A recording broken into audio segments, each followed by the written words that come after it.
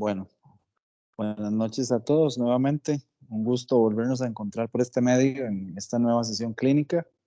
El día de hoy a cargo de los compañeros de Plaza del Sol, por parte del doctor Pedro Estrada y el licenciado Giovanni Oconitrillo. Agradecerles bastante a ellos la anuencia a participar en esta sesión clínica, que va a ser básicamente la segunda sesión sobre descompensaciones diabéticas, ¿verdad? El mes pasado tuvimos el de cetoacidosis. Entonces, nuevamente agradecerles y adelante.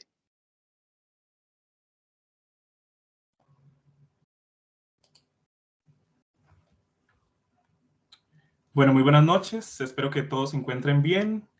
Como ya bien se nos presentó, mi nombre es Giovanni Conitrillo, soy enfermero del Servicio de Cardiología y me acompaña el día de hoy el doctor Pedro Estrada, médico del Servicio de Urgencias y ambos de la sede de Plaza del Sol, como ya les mencionó Felipe. Y el día de hoy nos corresponde compartir con ustedes un poco sobre lo que es el estado hiperglicémico hiperosmolar. Para eso, nuestra presentación pues la vamos a distribuir de la siguiente manera y vamos a ir tocando ciertos aspectos que son bastante importantes, como la conceptualización del mismo, del estado hiperglicémico hiperosmolar.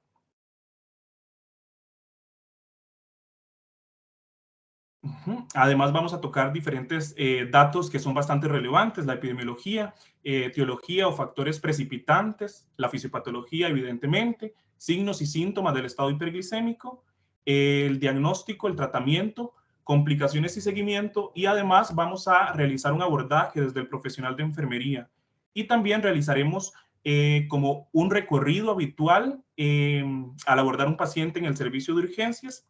Y bueno, para iniciar, los dejo con el doctor Pedro Estrada, que nos va a adentrar ya en lo que es el tema como tal. Bueno, muy buenas noches, un gusto y un placer. Qué dicha que están todos por acá. Espero que puedan pues complementar lo que ya saben, con lo que les vamos a presentar el día de hoy. Entonces, inicialmente vamos a empezar con lo que es la definición. La definición del estado hiperglicémico hiperosmolar es una complicación, por dicha, no muy común de la diabetes mellitus, tanto tipo 1, tipo 2 y todos los MODI que existen. Se caracteriza por un aumento en el nivel de la glucosa, muchísimo más alto que en la cetoacidosis diabética, y también vamos a encontrar un aumento de la osmolaridad. Entonces, esto nos va a llevar a deshidratación y también se caracteriza, a diferencia de la cetoacidosis, que no hay cuerpos cetónicos o si los hay, son muy pocos. ¿Okay? Pues ahora bien, en cuanto a lo que es la epidemiología, tenemos estos datos que nos parecen bastante relevantes. El primero de ellos es que en nuestro país aproximadamente del 5 al 6% de la población mayor a 20 años pues padece de diabetes mellitus y como ya lo mencionó el doctor Estrada, el estado hiperglicémico hiperosmolar pues es una complicación de la diabetes. Además tenemos que pues se da principalmente en lo que es la diabetes tipo 2 y esto principalmente es porque en este tipo de diabetes lo que existe es una deficiencia relativa de insulina, lo que va a hacer que va a impedir que se produzca la lipólisis y la creación de cuerpos cetónicos, que ya lo vimos con el doctor, que es bastante diferencial con lo que es la cetoacidosis diabética, que lo vimos la sesión pasada, pero no es suficiente para poder prevenir lo que es la hiperglicemia. Entonces sigue habiendo glucosa elevada. Y como lo mencionó también el doctor, pues es una de las complicaciones menos comunes y se da aproximadamente del 1% de los ingresos hospitalarios. Sin embargo, de ese 1% de ingresos hospitalarios, la tasa de mortalidad es bastante alta, que la literatura nos menciona que es aproximadamente del 10 al 20% y que es 10 veces mayor que la cetoacidosis diabética. Y esa tasa de mortalidad se va a ver modificada dependiendo de diferentes factores. Por ejemplo, la edad, y como lo vemos ahí también en la presentación, que es característica principalmente en adultos mayores, y estos adultos mayores también, pues, es común que nosotros veamos a adultos mayores con múltiples comorbilidades, que esto va a empeorar el pronóstico de estas personas, y también esta tasa de mortalidad, pues, se va a ver modificada dependiendo del nivel de deshidratación que está relacionado directamente con la osmolaridad. En cuanto a lo que son los factores precipitantes, predisponentes o la etiología, pues tenemos en primer lugar el mal manejo de la diabetes mellitus, y en este caso tenemos dos escenarios posibles. El primero de ellos es que pues no va a haber una adherencia al tratamiento, que el paciente no se inyecta su insulina, o por otro lado, pues tenemos que las prescripciones o las dosis de esos medicamentos no son suficientes para poder manejar los niveles de glucosa de ese paciente. Además, tenemos en segundo lugar los procesos infecciosos como un factor detonante. Y la literatura nos menciona que del 40 al 50% aproximadamente, los procesos infecciosos más habituales van a ser infección del tracto urinario y también neumonía.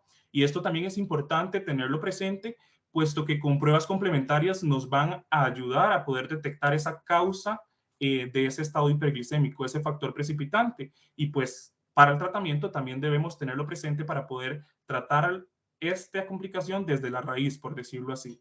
Además, tenemos otras enfermedades médicas subyacentes como lo son apendicitis, pancreatitis, evento cerebrovascular, también infarto agudo del miocardio, que pueden desencadenar el estado hiperglicémico hiperosmolar, principalmente porque lo que va a generar es la producción de diferentes hormonas que van a contrarregular el metabolismo y va a hacer que la glucosa no sea metabolizada de la forma correcta y se genere la hiperglicemia. También tenemos fármacos que nos pueden desencadenar esto, que serían principalmente los antipsicóticos atípicos, nos mencionaba la literatura, también los diuréticos tiacídicos y los corticosteroides, que principalmente lo que va a impedir es esa captación de la glucosa periférica y además o inhibir lo que es la producción de la insulina, la poca producción o la deficiente producción de insulina que se genera en la diabetes tipo 2. Y también pues tenemos otro de los escenarios que sería el debut diabético, pues evidentemente que no teníamos un diagnóstico previo de la diabetes mellitus, sino que con el estado hiperglicémico hiperosmolar nos vamos a dar cuenta que evidentemente esa paciente o esa persona pues es diabética. Ok, entonces vamos a hablar un poquitito de lo que es la fisiopatología. Y para poder empezar eso, hay que hablar primero de la fisiología, de cómo se maneja el azúcar a nivel del cuerpo. Entonces hay que recordar de manera breve que las principales hormonas que nos permiten regular la concentración extracelular de glucosa son la insulina y el glucagón, ambas producidas por el páncreas. Entonces, inicialmente, después de que uno consume algún alimento con carbohidratos, entonces esta glucosa va a entrar a la célula pancreática beta y va a iniciar ciertos procesos que me van a generar liberación de insulina. Entonces, al liberarse la insulina es una hormona anabólica, entonces nos va a disminuir la glicogenólisis, la gluconeogénesis, y además nos va a permitir que se aumente esa captación en el músculo y en el tejido adiposo para almacenación y creación de nuevas cosas. Entonces, también tenemos que recordar que hay mecanismos contrarreguladores de la insulina. Entonces, si hay niveles muy altos de insulina, esto va a inhibir al glucagón, que el glucagón es la hormona que tiene el efecto contrario de la insulina. Por lo tanto, va a haber una inhibición de este mismo después de la ingesta de alimentos con carbohidratos en las células pancreáticas alfa, que es donde se produce el glucagón. Entonces, ¿qué es lo que va a pasar en la fisiopatología del estado hiperglicémico hiperosmolar? Bueno, como podemos ver aquí en la imagen, tenemos dos posibilidades, ¿ok? La primera, que es que haya una deficiencia absoluta de insulina, o que haya una deficiencia relativa de insulina. En el caso del estado hiperglicémico hiperosmolar, suele pasar más en pacientes diabéticos tipo 2 mal compensados o descompensados por alguna razón como de las que explicó Giovanni. Entonces, no nos iríamos por este lado o por esta vía, ya que sí vamos a tener cierto grado de insulina, ¿ok? Entonces nos vamos a ir por una deficiencia relativa, ¿ok? De lo que es la insulina. Entonces, al haber poca insulina en el cuerpo, por el retrocontrol. Ese retrocontrol negativo que hacía la insulina sobre el glucagón se va a eliminar. Por lo tanto, va a haber liberación principalmente de glucagón, que es el que más nos importa en este momento, pero también van a haber otras hormonas que se van a liberar ante el estrés que lleva consigo todo esto, esta enfermedad, como el cortisol, catecolaminas y hormona de crecimiento. Todas estas hormonas son catabólicas, por lo tanto van a generar pues destrucción, digámoslo así. Entonces vamos a tener varios efectos, ¿ok? Vamos a tener primero que se va a disminuir la utilización de la glucosa. También vamos a tener proteólisis, disminución de la producción de proteínas también. Va a haber aumento de la glicogenólisis y de la gluconeogénesis. Y todo esto nos va a llevar a que haya hiperglicemia. Entonces, cuando estamos en este estado donde tenemos una deficiencia relativa de insulina, no nos vamos a ir por esta vía, ¿ok? Se ha visto en los estudios que aún pequeñas concentraciones de insulina pueden inhibir que se genere lipólisis. Entonces no vamos a tener, en teoría, liberación de ácidos grasos ni cetoacidosis. Por lo tanto, es común que en el estado hiperglicémico hiperosmolar no haya acidosis y tampoco hayan cetonas en sangre. Entonces, la hiperglicemia lo que va a generar es que se va a sobrepasar el umbral digamos, que tiene el riñón para poder captar la glucosa o reabsorberla, que es normalmente por arriba de 180 miligramos por decilitro. Por lo tanto, todo lo que esté por arriba de eso va a generar glicosuria. Como bien sabemos, la glucosa es una sustancia osmótica, por lo tanto, nos va a jalar agua y electrolitos, principalmente agua, pero los electrolitos que se van a ver afectados consigo van a ser el sodio, el potasio y los fosfatos. Todo esto va a generar principalmente pérdida por la orina, ¿verdad? Del agua, principalmente es agua libre, y nos va a generar deshidratación. Esta deshidratación nos va a llevar a dos cosas, o a tres cosas realmente. Obviamente va a generar hipovolemia, porque estamos perdiendo líquido intravascular, que nos puede llevar a hipotensión y shock hipovolémico. También esta deshidratación nos va a generar una hemoconcentración, por lo tanto, suele haber hipernatremia y obviamente hiperglicemia y va a haber hiperosmolaridad. Entonces, esta hemoconcentración nos puede llevar a trombosis. Y además, la deshidratación nos va a llevar a alteración del riñón. Pues puede también haber problemas renales debido a esto, ¿ok? Ahora bien, ya teniendo un poco más claro lo que es el panorama del estado hiperglicémico y hiperosmolar, vamos a realizar ese recorrido que les mencionaba al inicio sobre el manejo que realizamos habitualmente en el servicio de urgencias. Y pues el primer contacto que va a tener la persona cuando llega al servicio de urgencias, pues va a ser con el personal de enfermería en el triage o en la preconsulta, donde nosotros como enfermeros vamos a hacer nuestra valoración inicial. Y para eso tenemos diferentes herramientas que nos van a permitir realizarlo de la forma adecuada. Tenemos el historial de enfermería, donde vamos a indagar sobre antecedentes personales patológicos, antecedentes patológicos familiares, medicación actual, antecedentes quirúrgicos, alergias y los síntomas de la consulta en ese momento, que es bastante importante, pues evidentemente hacer énfasis en esto, que también nos va a llevar a la exploración física, que como bien sabemos se realiza de forma cefalocaudal. Sin embargo, sabemos también que en un servicio de urgencias los tiempos son bastante limitados y que actuar de forma rápida nos va a ayudar a mejorar o tener un mejor pronóstico. Por lo tanto, debemos hacer esa exploración física de acuerdo a los síntomas referidos por la persona. Y finalmente tenemos pruebas complementarias, que estas son en conjunto con el personal de medicina, y tenemos diferentes pruebas como lo son la glicemia por micrométodo, laboratorios, inclusive electrocardiograma, también un urocultivo, placa de tórax, por ejemplo, que eso también nos hace énfasis a los factores precipitantes que mencionamos anteriormente. Al realizar nuestra valoración, nosotros como enfermeros vamos a realizar nuestros hallazgos o vamos a tener diferentes hallazgos, que con estos hallazgos son los que nosotros vamos a entregarle al médico, al paciente. Y también nos va a ayudar, tanto enfermería como medicina, a ir direccionando nuestras intervenciones.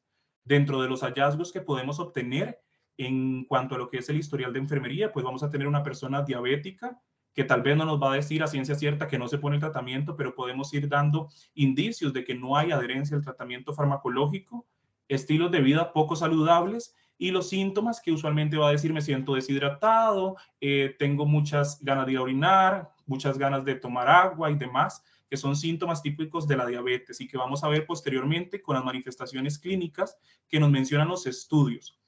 En la exploración física, pues vamos a tener sequedad de mucosas, turgencia de la piel retardada, que esto está relacionado directamente con la deshidratación. Al tomar signos vitales, al ver el estado hemodinámico de la persona, pues vamos a tener una presión arterial tal vez disminuida por el nivel de deshidratación y en compensación una frecuencia cardíaca aumentada. También es importante realizar lo que es una valoración neurológica, pues que vimos anteriormente que dependiendo del nivel de osmolaridad, podemos llegar inclusive a manifestaciones neurológicas, por tanto es importante realizar esa parte. Y tenemos por la escala de Glasgow, por ejemplo, y además también valorar foco infeccioso, que como recordamos anteriormente, es uno de los factores detonantes que podemos tratar para poder también abordar el estado hiperglicémico hiperosmolar. Y por último, las pruebas complementarias que les mencionábamos anteriormente, pues vamos a tener una hiperglicemia en los laboratorios y una osmolaridad elevada, que posteriormente vamos a ver cuáles son esas cifras específicas que nos mencionan, por ejemplo, la Asociación Americana de la Diabetes, que son las características de este estado hiperglicémico. Y aquí en esta filmina, pues vamos a tener las manifestaciones clínicas, que son más o menos las que ya les había mencionado. Tenemos las características de la diabetes mellitus, que es polidipsia, poliuria y polifagia, y que además también la literatura nos mencionaba que estas manifestaciones clínicas se daban de días a semanas, era más retardado, no era tan súbito como en la cetoacidosis. También menor turgencia de la piel, que ya se los mencioné, la sequedad de las mucosas, hipotensión, y aquí está la parte de las manifestaciones neurológicas, que está la alteración del grado de conciencia, letargo, hemiparexias, convulsiones, e inclusive a coma, dependiendo de los niveles de osmolaridad presentes en el paciente. Pues ahora bien, ya teniendo tanto la valoración médica como enfermera, nos vamos a dirigir a realizar un diagnóstico como tal. Para ese diagnóstico, igual el personal médico va a tener sus herramientas que son bastante similares a las enfermeras, que está la valoración física. En los laboratorios es importante la glucosa sérica, los electrolitos séricos, análisis de orina, la osmolaridad plasmática, gasometría arterial. Y aquí en osmolaridad plasmática y electrolitos, ahora posteriormente el doctor Estrada también va a hacer una intervención sobre cómo calcularlos y demás, que también son importantes, y las complementarias, que el electrocardiograma, pues haciendo énfasis en el factor detonante como lo es el infarto agudo al miocardio, en la radiografía de tórax, pensando también en una neumonía como desencadenante, y en el urocultivo también pensando en lo que es la infección del tracto urinario. Ahora bien, en cuanto a lo que son los diferentes criterios que nos menciona la Asociación Americana de la Diabetes, pues tenemos estos criterios que están acá. El primero es la glucosa plasmática, que en el estado hiperglicémico hiperosmolar ronda a mayor a 600 miligramos por decilitro, inclusive llegando a 1200, un pH de 7.30, un bicarbonato de 18 mini equivalentes o más por litro, cetonas, que como lo hemos venido reiterando, ausentes o pocas, que es un diagnóstico diferencial, y la osmolaridad mayor a 320 miniosmoles por kilogramo, teniendo presente pues que el pH dentro de parámetros adecuados está de 7.35 a 7.45, el bicarbonato sérico de 22 a 26, las cetonas pues evidentemente deberían estar ausentes, y la osmolaridad de 275 a 295 miniosmoles. Por lo tanto, este parámetro se encuentra alterado. Ok, entonces aquí tenemos un par de fórmulas. Obviamente, dentro de lo que cabe del diagnóstico, lo más importante es el diagnóstico inicial, hacer las pruebas básicas que Giovanni nos mencionó. Pero ya cuando tenemos el diagnóstico y comenzamos el manejo, podemos utilizar estas fórmulas para poder mejorar el manejo. Entonces, una que vamos a pedir de fijo siempre desde el inicio es la osmolaridad plasmática. Entonces voy a empezar con esa. La osmolaridad, básicamente ustedes saben que se determina dependiendo a los osmolitos o sustancias que nos van a traer agua. Por lo tanto, los principales son el sodio, nitrógeno ureico y la glucosa. Entonces, para poder calcular la osmolaridad, vamos a utilizar estos tres parámetros. Entonces, el sodio por 2 más el nitrógeno ureico entre 2.8. Esto es un factor de conversión para convertirlo al mismo factor que el sodio, que serían milimoles por litro, más la glucosa entre 18, que este también es el factor de conversión. Entonces, con esto podemos obtener la osmolaridad plasmática y como vemos, tiene mucho que ver con la fisiopatología del estado hiperglicémico hiperosmolar, que la osmolaridad se ve aumentada por la cantidad de glucosa que hay. También si hay daño renal, va a haber aumento del nitrógeno ureico, por lo tanto se va a ver elevado y además va a haber una hipernatremia, que es obviamente por deshidratación, pero esto va a aumentar todavía más la osmolaridad, ¿ok? Entonces, también hay que tener en cuenta las otras dos fórmulas. Entonces está el sodio corregido. Esto es básicamente para saber el valor real de sodio que tiene el paciente. Normalmente se ha visto en los estudios que más bien los pacientes diabéticos tienen el sodio bajo en niveles leves, pero lo tienen bajo. Obviamente, al haber deshidratación, va a haber hemoconcentración y van a haber hipernatremia en el estado hiperglicémico hiperosmolar. Pero esto nos va a dar una idea de cómo está realmente el sodio. Entonces, lo que se ha visto in vitro es que por cada 100 miligramos de glucosa en 100 ml, el sodio se va a aumentar entre 1.6 a 2. ¿Ok? Entonces, la fórmula vieja dice que se utiliza el 1.6, se ha visto en vivo que puede llegar hasta 2, ¿ok? Entonces tener eso en cuenta también. Entonces de ahí viene la fórmula, sodio medido más 1.6 por la glucosa entre 100 y todo eso multiplicado por 100, básicamente de los números que les expliqué. Y también tenemos el déficit de agua. Las guías normalmente le dan a uno un valor estándar de reposición de agua. Entonces te dicen, empezar con 1 litros y luego le repones el 50% en 12 horas y el resto en 24. Pero es importante saber por qué. Entonces, en el déficit de agua lo que nos va a hacer es calcular cuánta agua nos falta, cuánta agua hemos perdido dependiendo del agua corporal total de las personas, dependiendo si es hombre, mujer o niño, y además del valor de sodio que hay en el cuerpo. Entonces, esto se calcula así, el agua corporal total, que es el peso por 0.6 si es hombre, 0.5 si es mujer, adulto mayor, o 0.7 si es un niño, por el sodio medido menos el sodio deseado entre el sodio deseado. Entonces eso nos va a dar una cantidad de agua, ¿ok? Entonces esto es lo que nos va a ayudar a reponer los líquidos de manera adecuada e individualizada, ¿ok? Entonces obviamente al inicio pues se debe abordar al paciente como es, como una emergencia. Se repone rápido lo que dicen las guías, pero si uno quiere mejorar el manejo del paciente, lo ideal sería calcular el déficit de agua para poder individualizar esa pérdida y ver cuánto tenemos que reponer en esas 24 horas.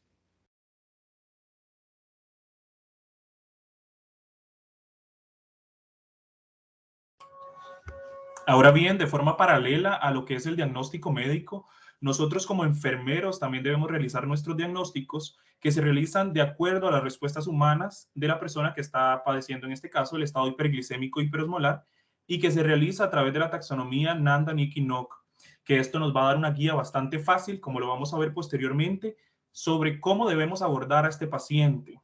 Ya sabemos que ahorita vamos a ver el tratamiento médico, sin embargo, vamos a ver que esto nos da y nos facilita nuestro quehacer, nos da las indicaciones y las intervenciones necesarias para poder abordarlo. Además de que nos facilita nuestro quehacer, también nos ayuda a generar lo que es un lenguaje taxonómico estandarizado, que es bastante importante para dar continuidad a los procesos enfermeros entre turnos, por decirlo así.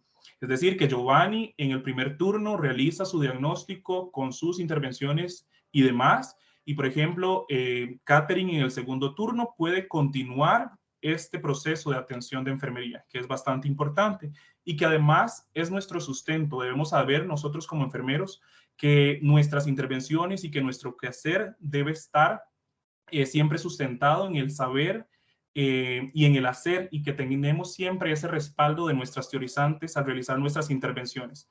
Y bueno, quiero aclarar aquí, ¿verdad?, que estos diagnósticos que están en esta filmina son los que yo como enfermero considero que pueden adaptarse o son necesarios de forma global para un estado hiperglicémico hiperosmolar. Sin embargo, siempre hay que individualizar todas nuestras atenciones. Por lo tanto, puede ser que estos diagnósticos no sean los que se adapten para la persona, es decir, no son únicos ni definitivos. Sin embargo, voy a compartir estos con ustedes. El primero de ellos es el déficit de volumen de líquidos relacionados con alteraciones que afectan absorción, evidenciados por signos de deshidratación, que lo vimos en nuestra exploración física. El segundo de ellos es el riesgo de confusión aguda relacionado con deshidratación en un caso hipotético de que la persona todavía tenga su estado neurológico íntegro.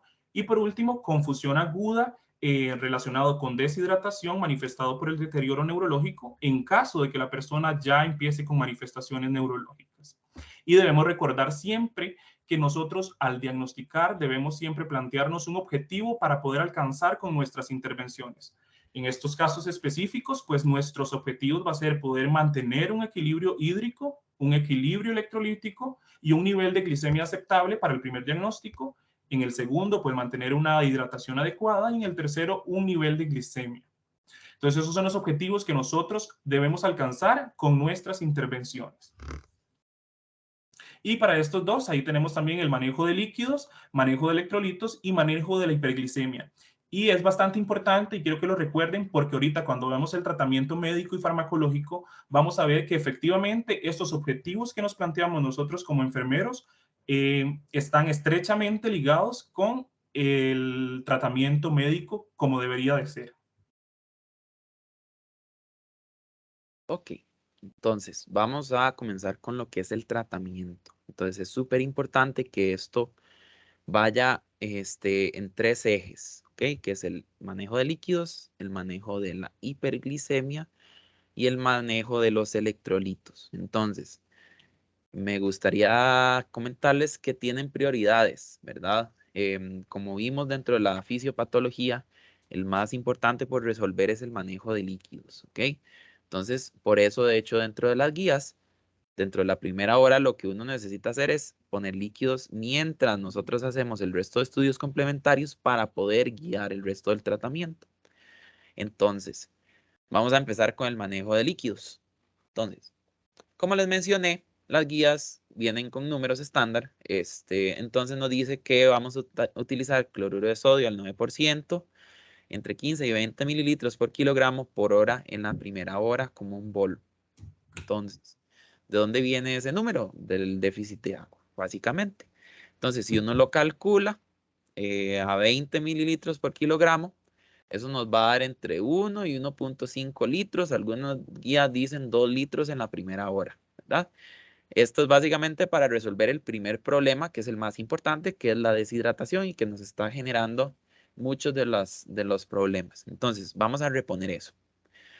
Eventualmente, después de la primera hora, vamos ya, en teoría, con el cálculo de déficit de agua, poder valorar cuánto ocupa el paciente. Entonces, vamos a reponer el 50% en las primeras 12 horas y el 100% del déficit de agua en las siguientes 24 horas. Pedro, buenas noches. Hola, doctor. Buenas noches. Una pregunta, ¿cuánto es el volumen de agua basal que requiere un paciente normal por día, por kilo de peso? El volumen diario por peso. Ajá. O sea, ¿usted cómo calcula los líquidos de cualquier paciente en estado basal? No tengo el Un dato. paciente, 35 cc por kilo. 35 cc por kilo. Eso es importante saberlo porque eso es lo basal. De ahí en adelante podemos calcular el déficit, pero eso es lo basal. Ok, Dale. perfecto. Entonces, bueno, por ese lado tenemos lo del manejo de líquidos. Entonces, como ven, lo inicial es colocar primero los líquidos y después, con el resto de estudios, poder valorar el manejo de electrolitos y el manejo de la hiperglicemia. Entonces, el segundo más importante en este caso sería el manejo de los electrolitos. ¿Por qué? Porque si yo no tengo el valor del potasio, yo no voy a poder reponer la insulina. También recuerden dentro de lo que es la fisiología que la insulina interioriza el potasio, ¿verdad? Dentro de la célula. Por lo tanto, si el paciente viene con una hipocalemia y ponemos la insulina desde el inicio, lo que puede generar es una hipocalemia más severa y nos podemos echar al paciente básicamente, ¿verdad? Entonces, después de la hora, ya cuando tenemos los resultados, valoramos el potasio. La meta es que esté entre 4 y 5. Entonces, si está por arriba de 5.3, no hay que agregar potasio. Si está entre 4 y 5.3, entonces agregamos a la solución de cloruro de sodio al 9%, 10 mil equivalentes por litro por hora. Si está entre 3.5 y 4, agregamos 20. Y si estamos por debajo de los 3.5, hay que evitar colocar insulina y agregar entre 20 y 60 mil equivalentes por litro. Lo que dicen las guías es colocar 40, ¿verdad? Entonces, ahí uno lo va midiendo, ¿verdad? Entonces, la primera hora colocamos líquidos, valoramos resultados. Si el potasio está muy bajo, seguimos con los líquidos y le agregamos el potasio sin utilizar insulina. Si está dentro de los valores por arriba de 3.5, entonces ahí ya podríamos considerar agregar la insulina y suplementar el potasio, ¿ok? Entonces, vamos con lo tercer más importante, que es disminución de la glucosa. Entonces, como se dice aquí, primera hora de hidratación, mientras se espera los electrolitos. En la segunda hora, si el potasio está normal, entonces podemos colocar la bomba de infusión de insulina.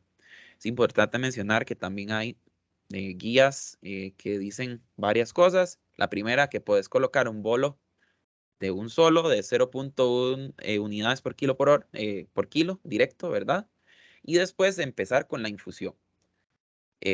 O colocar una infusión inmediatamente a 0.14 unidades por kilo por hora, ¿verdad? Eso ya depende básicamente del gusto de uno, la experiencia que haya tenido, ¿verdad? Pero se pueden utilizar ambas. Después, para que ir valorando cómo se va dando la respuesta, uno tiene que esperar al menos que se disminuya entre 50 y 70 miligramos por decilitro por hora de glucosa.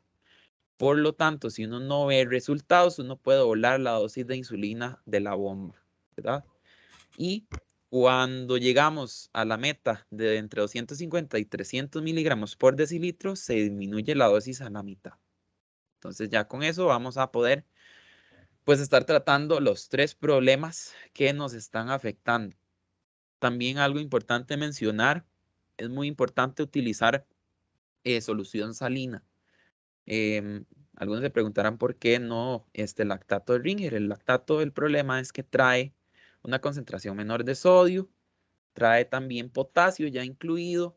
Entonces, para hacer los cálculos y para individualizar mejor el tratamiento, lo más sencillo es utilizar el cloruro de sodio y así, si necesito potasio, si no necesito potasio, etcétera, se lo puedo agregar a la disolución. Además, vamos a ver en uno de los algoritmos también que también en una parte hay que disminuir la cantidad de sodio que uno le aporta al paciente dependiendo cómo se van viendo los electrolitos Pedro, hora a hora. Sí, Pedro, ¿cuáles son los requerimientos diarios de sodio de un paciente normalmente? Era 1 gramo diario, si no me equivoco. 1 a 1.5 miliequivalentes por kilo. Ah, de sodio propiamente. Ok, ajá. Ajá. ¿Y de potasio? De potasio sí no sé, doctor. 0.75. Punto ¿Esto por qué es importante? Porque en este paciente o en cualquier otro paciente que ustedes dejan sin vía oral muchas veces en el día, nosotros tenemos que calcular, por eso es que un cirujano pone 1 litro de fisiológico con 30 milicolentes de potasio cada 8 horas. ¿Por qué? Porque alguien lo calculó y 30-35 cc de agua le da más o menos 2100, 1.5 de sodio le da, 7.75 de potasio le da, y entonces eso es importante considerar. Siempre saber cuáles son los niveles, los requerimientos diarios de los pacientes. Dale. Claro, súper. Ok, entonces, sí, por el momento sería esto. Luego les voy a enseñar unos algoritmos para, pues, a veces es bueno tenerlos impresos para, pues, tener un manejo adecuado. Hay unos más grandes que otros, entonces les voy a enseñar dos, ¿verdad? Uno que es como más resumido, que es el que me parece que es como más práctico para tenerlo por ahí. Y hay otro que es un poco más grande, que ya viene con todas los desgloses, dependiendo de cada caso. Entonces nos puede ser más útil si ya pues tenemos ciertos cambios, ¿ok? Y ahora bien, en cuanto a lo que son las intervenciones de enfermería como tal, bueno, quisimos poner esta filmina sumamente similar a la anterior para evidenciar que la taxonomía nos da esas indicaciones que son precisas y que coinciden bastante con lo que son el tratamiento médico y farmacológico. Como primero tenemos el manejo de líquidos, que pues nos indica que podríamos realizar o colocar una sonda Foley para poder medir lo que es ingestas y excretas en el paciente, valorar el estado de hidratación, monitorización de signos vitales y también administrar lo que es la terapia intravenosa, que evidentemente necesitamos acceso venoso para poder administrarlo. Pues lo ideal sería tener 2 accesos venosos de gran calibre, uno para manejo de líquidos, otro para lo que es la bomba de insulina. Y nosotros como enfermero también estar pues atentos de esas soluciones que vamos a administrar. Principalmente cuando ya tengamos un nivel de glicemia de 250 a 300 miligramos por decilitro, pues cambiar esa solución a una solución mixta para empezar a introducir lo que es la glucosa o una dextrosa al 5% o al 10% para evitar que esta persona pase de un estado hiperglicémico a una hipoglicemia, pasar de una complicación a otra.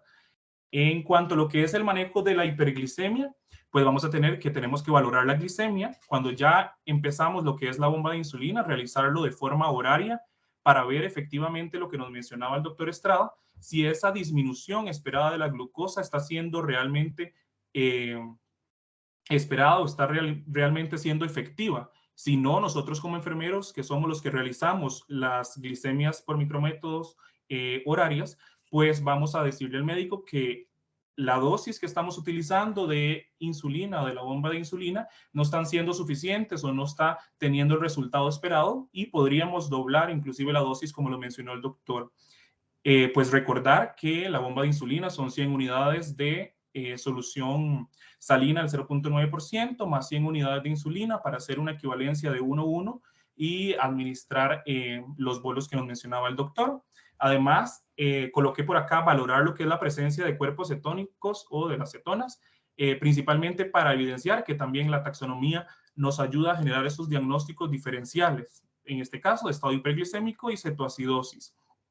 Monitorización de ingesta y excreta nuevamente e instruir al paciente y su entorno, que esto también me parece que es algo importante y que nosotros como enfermeros siempre debemos tener presentes. Y como mencioné al inicio, pues uno de los factores detonantes podría ser el mal manejo de la diabetes y nosotros como enfermeros tenemos esa responsabilidad de educar al paciente en algún momento de que sea diagnosticado como diabético o a la hora de indicarle algún medicamento, y esto podría prevenir pues esta complicación que estamos hablando en este momento si realizamos una educación bastante certera con el paciente. Y por último, pues tenemos la monitorización de electrolitos, que pues es valorar los niveles séricos a través de los laboratorios, que es complementario con el médico y los compañeros de microbiología. Administrar los electrolitos prescritos, ya sea dependiendo de los niveles de potasio, en este caso de cómo estén. Identificar las causas. También nos menciona lo de la osmolaridad sérica, que nos ayuda con el diagnóstico diferencial. Y también, pues nosotros como enfermeros siempre estar pendientes y adelantes con las indicaciones. Si un médico nos dice, pues vamos a iniciar la bomba de insulina, pues preguntarle cómo están los niveles de potasio, si están menores a 3,5, 3,3, pues hablar con el médico y recordar que lo ideal no sería administrar insulina si el potasio está menor a 3,5, 3,3. Y por último, pues valorar por manifestaciones neurológicas, que eran los siguientes diagnósticos de enfermería que teníamos, que era el riesgo de confusión o la confusión aguda como tal. Ok, entonces, aquí este es el algoritmo que les dije que es pequeñito, que podríamos imprimir, es bastante fácil de utilizar, de andar. Y me gustó porque lleva las indicaciones de manera paralela. Entonces, a veces uno tal vez lo individualiza mucho y dice, mira, voy a mandarme solo por lo de los líquidos, o voy a preocuparme solo con el potasio, voy a preocuparme tal cosa. Entonces, uno en cada una de esas valoraciones, cada 2 horas que uno toma los exámenes, tiene que valorar las 3 cosas: cómo estamos de líquidos, cómo estamos de insulina y cómo estamos de electrolitos, principalmente potasio y sodio. Entonces, paralelamente vamos a inicialmente dar el bolo que les mencioné de 0,9 de cloruro de sodio y B, ¿verdad?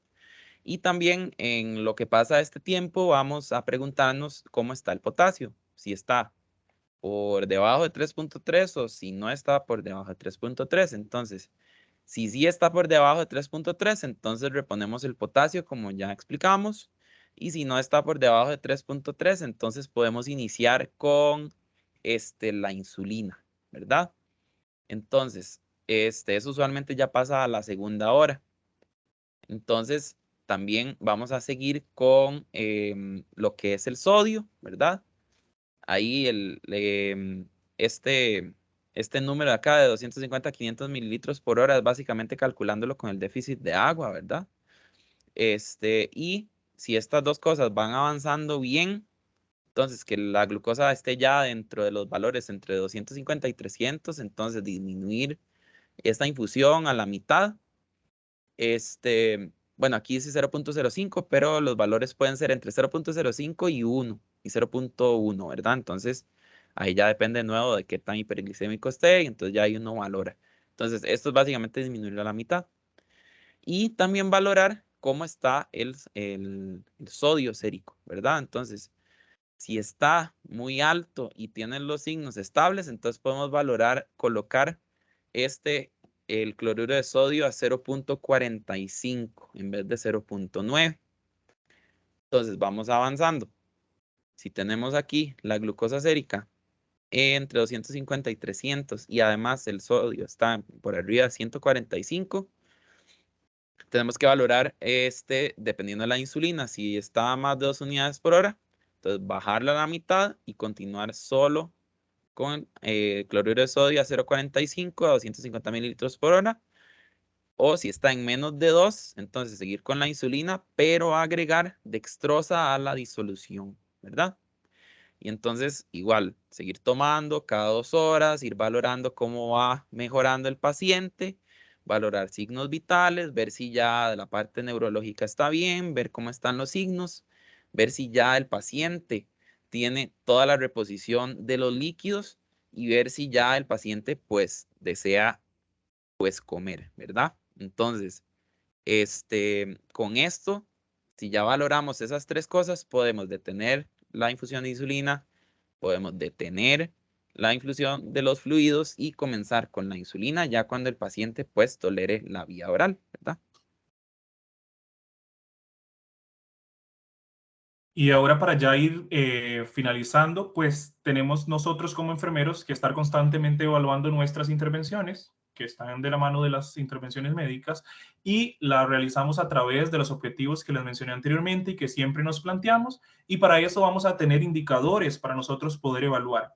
En este caso específico del objetivo equilibrio del hídrico, vamos a tener como indicadores presión arterial, hidratación cutánea, humedad de membranas, electrolitos, y vamos a realizar siempre una evaluación inicial, que la podemos realizar cuando realizamos nuestro triage o nuestra preconsulta, y una puntuación, una evaluación post-intervención para efectivamente ver si nuestras intervenciones están siendo efectivas o si por el contrario deberíamos de buscar una nueva intervención para poder alcanzar esos objetivos. Y como lo vamos a ver en las siguientes filminas, cada uno de los objetivos va a tener sus indicadores. En este otro caso está el del nivel de la glicemia, que los indicadores pues, van a ser de laboratorio, la concentración sanguínea de glucosa o la hemoglobina glicosilada. Y en el último caso, que es el de los electrolitos, el equilibrio, pues vamos a tener disminución o aumento de sodio o disminución del potasio o aumento del mismo. Y de igual forma se va a realizar las dos evaluaciones, tanto una evaluación inicial y una evaluación post-intervención. Ok, y ahora vamos ya cerrando más o menos con lo que es la presentación. Voy a hablar de lo que son las complicaciones y el pronóstico. Entonces, como Giovanni les mencionó al inicio de la presentación, pueden haber complicaciones a partir de el estado hiperglicémico hiperosmolar o factores desencadenantes que a veces son los mismos que pueden generarme el estado hiperglicémico hiperosmolar. Entonces, dentro de las complicaciones más comunes está que sea causado o que cause un infarto agudo del miocardio. Esto por dos razones. Primero, pues al disminuir la cantidad de volemia, pues el corazón va a tener menos aporte de oxígeno y esto me va a llevar a que puede generar un infarto y además, como se les mencionó, va a haber un estado protrombótico, ¿verdad? Entonces esto puede generar trombos inclusive a nivel cardíaco, entonces puede desencadenarse como un infarto. Por lo mismo, por el estado protrombótico puede haber TEP, puede haber ictus. Una complicación muy común es trombosis venosa mesentérica, puede haber coagulación intravascular diseminada. Y esto es otra complicación que también es muy importante, que ocurre más en el estado hiperglicémico hiperosmolar y es la rhabdomiólisis. Esto es causado principalmente, bueno, porque tenemos un aumento de glucagón que es catabólico. Esto va a generar proteólisis, entonces pues puede haber daño del músculo, ¿verdad? Entonces eso puede generar liberación de sustancias como la CPK y aunado a que tenemos o que puede haber una disminución de la función del riñón, nos puede llevar a aumento de estas sustancias y generar lo que es el síndrome, ¿verdad? Entonces, también dentro de lo que es el pronóstico es importante recalcar lo que ya Giovanni había mencionado, que tiene una muy alta mortalidad, ¿verdad? Entonces, tiene una mortalidad de inclusive 10 veces más que la cetoacidosis diabética, entonces es un paciente con el que hay que tener mucho cuidado. Además, tiene normalmente muchas comorbilidades, entonces hay que estar vigilando todo esto, ¿verdad? Estos pacientes tienen que tener mínimo una vigilancia por al menos entre 24 y 48 horas tanto para reponer los líquidos en 24 horas como para valorar si van a haber alguna de sus complicaciones más frecuentes y también vigilar el resto de patologías que tiene el paciente y vigilar estos factores de riesgo para que tampoco se me desencadene ninguno del resto de enfermedades, ¿verdad? Entonces, eso sería. Estas son parte de las bibliografías que utilizamos. Esta fue la de la tablita, es de una guía pediátrica, pero también aplica para adolescentes. Pero me gustó mucho porque era muy resumida. También les tengo una que es un poquitito más larga, que la voy a poner en este momento para que la puedan observar. Que esa es de Up to Date. Déjeme un momentico las bibliografías, porfa, sobre todo la de Sí, Fauci. Mira una cosa, la de Fauci. claro que sí. Un Pero- segundo.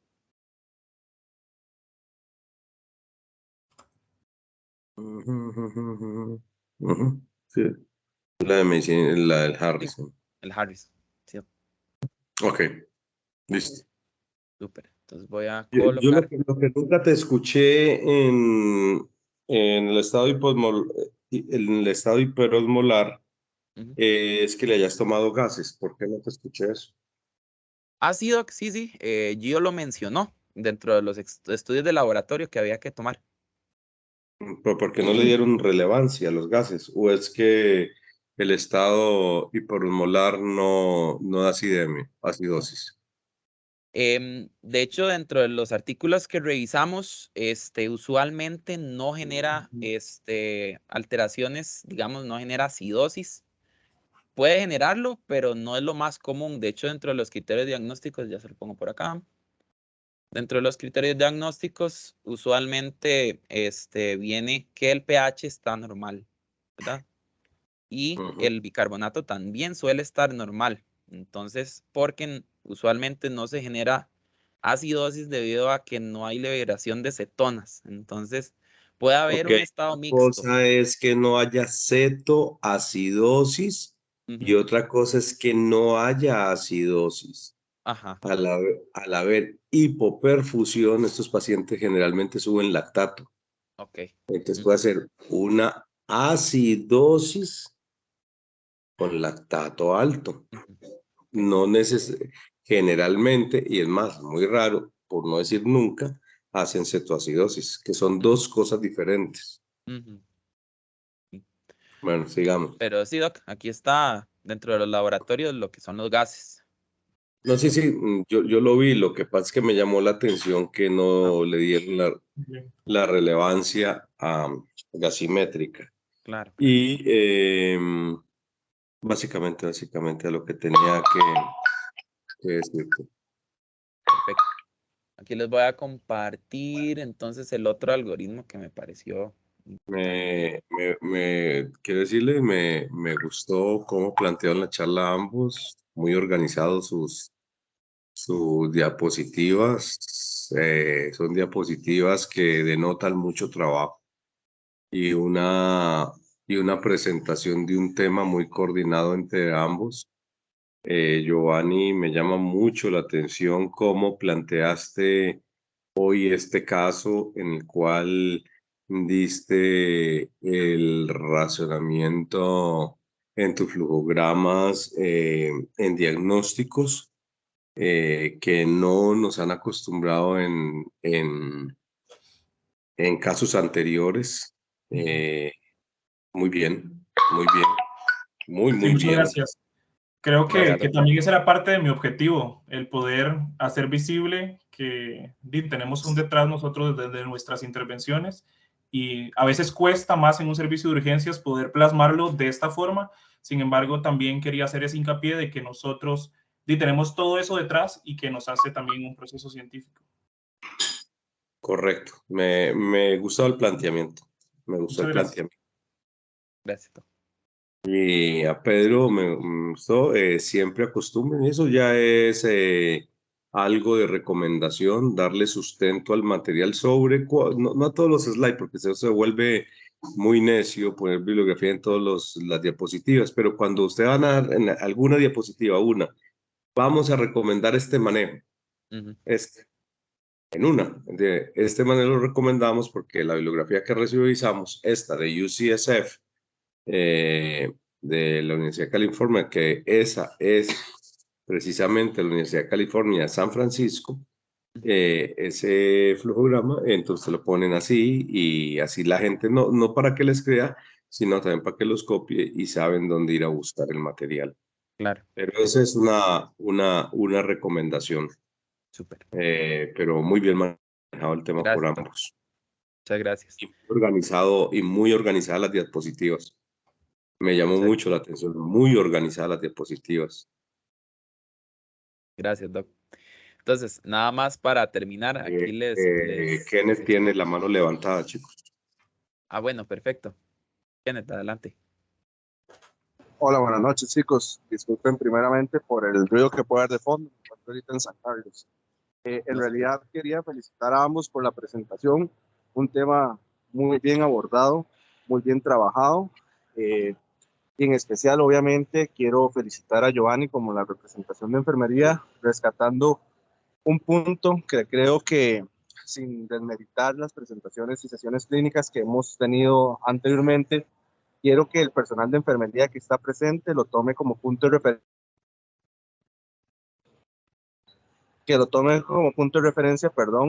en el sentido de que se evidenció la planificación del cuidado enfermero que debemos de hacer a través del proceso de enfermería con taxonomía NANDA-NICI-NOC en donde es claro y evidente que como enfermeros y enfermeras podemos diagnosticar desde nuestro objeto de estudio y que esto no dista en absoluto del tratamiento médico ni de las acciones propiamente que el médico indica, sino por el contrario, tomamos un posicionamiento como una disciplina, con un pensamiento crítico, con un juicio científico desde nuestra disciplina, donde también diagnosticamos, donde hacemos una evaluación de ese proceso enfermero y donde hacemos un abordaje integral desde la parte que nos corresponde, que es el cuidado enfermero.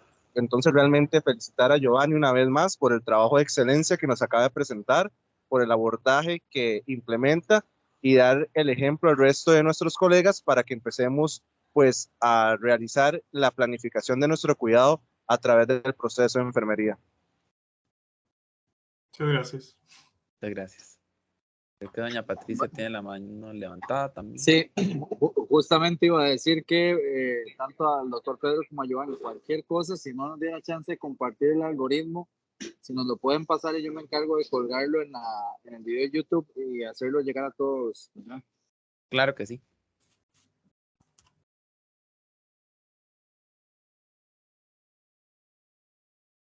Buenas noches a todos. En realidad, excelente presentación la de ambos. Muchas gracias.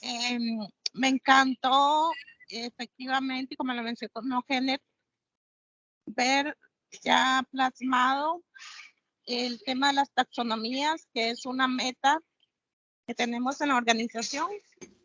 Y les comento que pronto vamos a estar con la Universidad de Costa Rica, las partes de la jefatura, recibiendo toda esta teoría para que cada enfermero de la organización vaya enfocando mejor su trabajo, ¿verdad? Conforme a cada patología. Así que Giovanni, excelente, lo felicito. Y al doctor Pedro de igual manera. Muchísimas gracias. Muchas gracias, doña Patricia.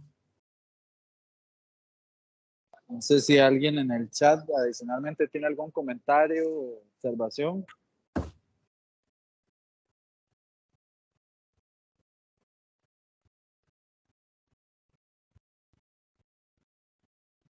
Bueno, de igual forma yo quisiera unirme a la felicitación de Kenny y doña Patricia, los dos. Realmente pues había visto la presentación hace un par de semanas y una de las cosas que más me generó poderosamente la atención fue ese hecho de la vinculación que nos decía de la que vio el doctor Saldarriaga, ¿verdad? Que yo también la veía cuando observaba la presentación. Y el hecho de poder articular el trabajo interdisciplinario, el hecho de poder construir equipo interdisciplinario, que yo creo que es parte de los objetivos que tenemos con estas sesiones clínicas, ¿verdad? Que muchas veces es cada quien trabajando desde su trinchera, cada quien haciendo lo suyo y de pronto no sabemos qué hace cada quien. Entonces, me parece muy importante para visibilizar esa posibilidad de trabajar en conjunto, para que el cuerpo médico visibilice también el proceso de pensamiento crítico que llevamos los enfermeros para desarrollar nuestras actividades diarias propias, no las interdependientes, y al mismo tiempo como desde ahí contribuimos al mejoramiento de la salud de nuestros usuarios, ¿verdad? Entonces, nuevamente felicitarles y agradecerles por esta exposición. Como dijo Kenneth, igual todas han sido de calidad, porque realmente yo realmente estoy muy contento con el trabajo que todas las sedes han hecho. Y lo que vamos viendo es que poco a poco vamos subiendo y subiendo y subiendo, ¿verdad? Los estándares. Entonces, ojalá que continuemos en esa misma línea. No sé si alguien tiene algún otro mensaje o si ustedes, chicos, tienen algún mensaje de cierre. De mi parte, eso sería. Y nuevamente, muchas gracias. Sí, nada más quería mencionar que sí, parte importante de la presentación era eso mismo, correlacionar enfermería con medicina y también ojalá que se pueda hacer con el resto de departamentos, ¿verdad? Con los que trabajamos. Básicamente el paciente es el que se beneficia de esto y muchas veces nuestros compañeros de enfermería pues tienen muchísimo más experiencia en ciertas cosas que nosotros en medicina y viceversa, por lo tanto siento que es un complemento. No debería ser uno por un lado y uno por el otro y ya, ¿verdad? Siento que para el bien del paciente es lo mejor que pueda haber, y para poder dar lo mejor, digamos. Y muchas gracias por la oportunidad y espero que tengan buenas noches. No sé si yo quería decir alguna cosa. No, igualmente, agradecerles a todos por el tiempo, ¿verdad? Y pues la idea de nosotros era compartir un poquito de lo que nosotros también investigamos y demás para mantenernos actualizados, y creo que estas sesiones son bastante importantes para eso mismo, para mantener una educación continua y seguir mejorando como institución. Y me atrevo a decir que muy pronto seremos un referente en esta modalidad. Yo me atrevo a decir eso. Así es que vamos bien. 100%. Bueno, yo creo que si nadie tiene ningún otro comentario, de verdad agradecerles a todos por participar el día de hoy. Espero en los próximos días ya tener la sesión en YouTube para que la vean si quieren volver a verla. Y que pasen todos una muy bonita noche. Buenas noches. Igualmente. Buenas noches y gracias.